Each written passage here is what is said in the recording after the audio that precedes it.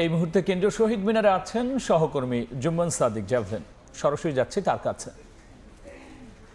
পরই কিন্তু এই যে শহীদ বেদি, শহীদ মিনার তা প্রস্তুত করা হয়েছে যে উদ্দেশ্যে যে পুষ্পস্তবক অর্পণ করা হবে 52 ভাষা শহীদদের স্মরণে, তার সব শেষ প্রস্তুতি চলছে।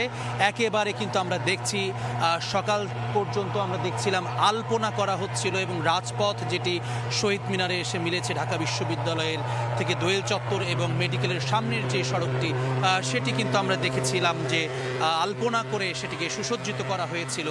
মূলত তিনটি রঙেরই প্রাধান্য দেখেছি আমরা, সাদা, কালো এবং লাল, যেটি কিনা 52 ভাষার প্রতীকী রং বলা যেতে পারে। এবং একই সঙ্গে আমরা দুপুরের পর থেকে অর্থাৎ বিকেল থেকে দেখছি নিশ্ছিদ্র নিরাপত্তা বেষ্টনীতে আস্তে আস্তে মুড়ে ফেলা হয়েছে পুরো শহীদ মিনার এলাকা এবং আশপাশের সড়কগুলোকে।